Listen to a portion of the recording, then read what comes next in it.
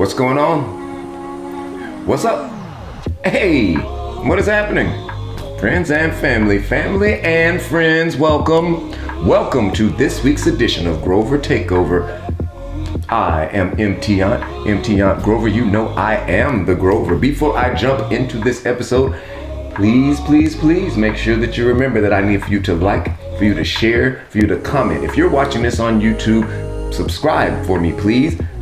Reach down and click that notification bell so that you can be notified of all available content. I am about to jump right in to this week's episode because, as usual, I have a lot to talk about, and these are about to be some of the best 10 to 12 minutes of your life. So here we go. I hope you're ready. Let's take over. My somber note this week, once again, as soon as I got a whole segment going, people stop dying. Wonderful. We don't want anybody to die. But I'm still going to keep my segment. And this is a very somber note in itself because thank the Lord that no one died in this incident. But I have to talk about the Mississippi FedEx driver. His name, give me 1 second, DeMontario Gibson. Y'all in these names. Either way, DeMontario Gibson is a FedEx driver in the state of Mississippi. He was on his route, going around delivering packages, probably bopping, listening to his music, mind his own business. FedEx rented a plain white van that he's driving in his FedEx uniform. He made the mistake of working while black because he was then, when he dropped off a package, gets back into his van. He is cornered by another vehicle with a white man driving it, a white male.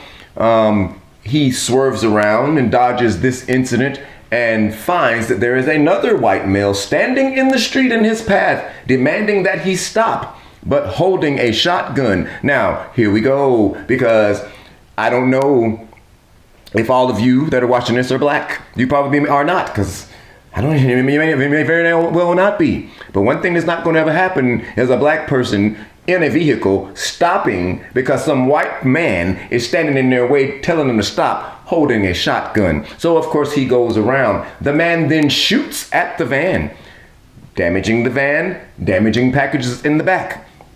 They then get into their vehicle together and chase him all the way to the interstate, where he then manages to lose them. This happened in Mississippi. This is senseless. This was a father and son. Once again, they were on their vigilante hunt that they're doing. I don't care what anybody says. I'm gonna say it. I blame Trump for all of this. The Orange Ranger, he is totally responsible for all of this nonsense because while he was in office, he spewed so much hate and made it very clear and very apparent that he's a white supremacist, and he has given people, these type of white people. Now, I say these type of white people because all white people are not the same. The same way that all people of any race are not the same. All black people are not the same. I'm clearly good and black. Herein lies the problem. I love black people. And so see, we're not all the same. But either way, let's move right along and get to the real general point of this. And my point is that these type of white people have got the courage now and feel like they have the audacity. It's the audacity for me. And it's as if, and they feel like they have the privilege. You know, it is like, what is happening? Because who are you to think that you can just go around shooting at people because you're white and they're black? This is not the 1950s. You know, back in the day, at least they had a little bit of shame. You know, and I'd say like probably when I was growing up, you know, I had a lot of white friends growing up, and I come from a very, very racist county.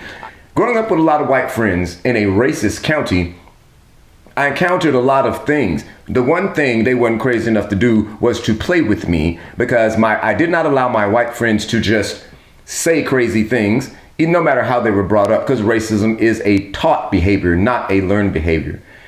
I said all that to say none of this is okay. The reason why this is my somber note segment is because this is a very somber note. It is sad and just despicable that in 2022, these kind of white people who think it's okay to go around shooting at we, the blacks, the as you call us, it's just not okay. And, there will come a day of reckoning, and all it is that they are so threatened. I spent too much time on that, but it kind of irritated me. So now I'm going to have to shorten my other things that I talk about and do a whole lot of editing.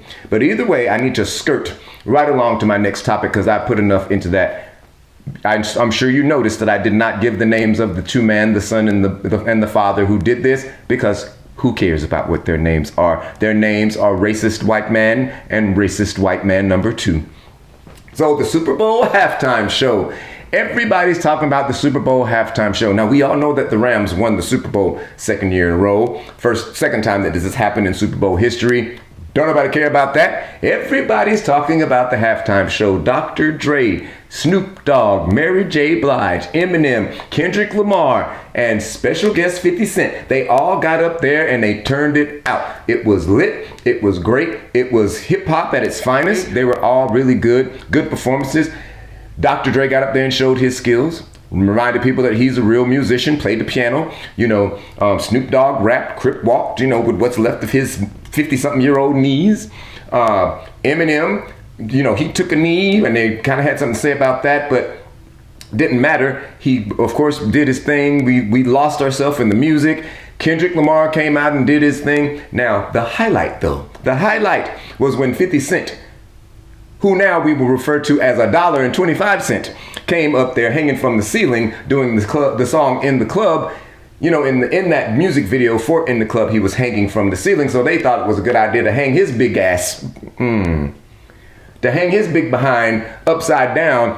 Oh, this man looked like he was about to go to the light. He's sitting up there, face is getting flushed, totally full, veins popping all out because all the blood's rushing up because he's big. And so now they've turned that into all types of memes. They're calling him $1. They call him $1.25, $1.50.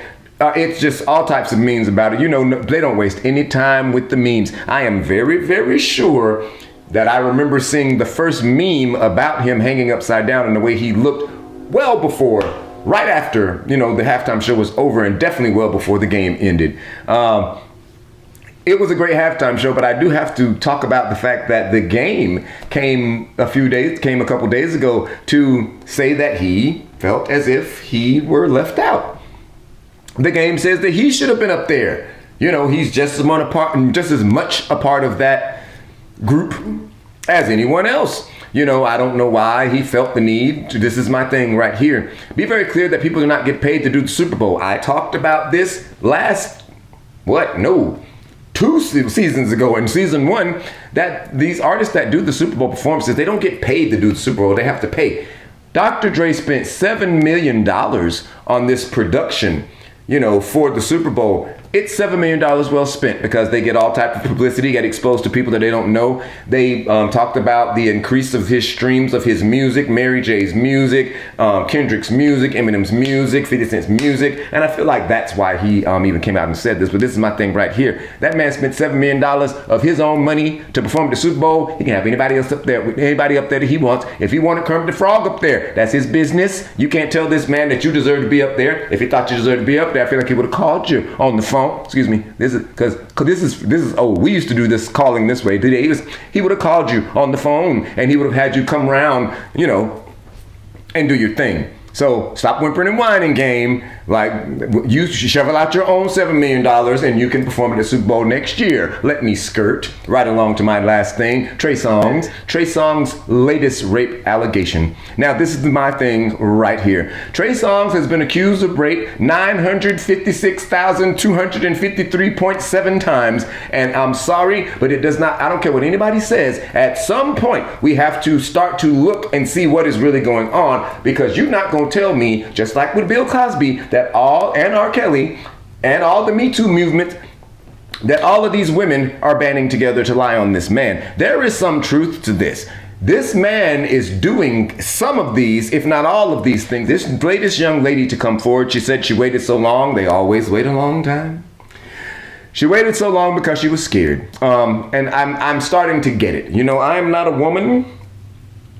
So, and I don't know, but you know how they view women and how they deal with women. And, you know, these women come forward and they are the victim, but they become the villain because they villainize them. You know, they make it seem as if they did something wrong. But the thing about it is her description of what happened to her was so graphic and so horrific. The lady even made it very clear that she had to go and be admitted to the hospital with rips and tears to her anus and her rectum, so much to the point that she had to stay in the hospital for days and have stitches in her back, in her behind, to get this repaired.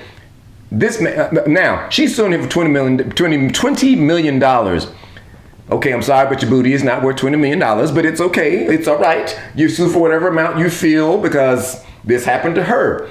But some of this has got to be true. Somebody somewhere has got to look. We got to stop overlooking this. Somebody has to say, because this is, we've lost track of how many times Trey Songz has been accused of rape. This is what he is doing. The neighbors know his name because these women are in there screaming for their lives, and somebody's got to do something. His camp is handling this wrong. Somebody needs to get him some help because the man is sick, and I don't care what anybody says. Man, that show got pretty serious real quick, didn't it? I hope that you enjoyed this week's episode of Grover Takeover. Remember that I need for you to like, comment, share, subscribe, do all that fun stuff. Sharing is caring. You guys have got to start sharing this if you like watching me, because that's how other people will be exposed to it, and you can watch more of me. Now, before I go, remember that I need for you to have a good day, a good night, and a good life, and to tune in for the next episode, because I will be right back here next week doing this same thing, giving you just what you want to see, giving you more of Grover Takeover. Why? Because we're taking over. I'll see you next time on the next episode of Grover Takeover.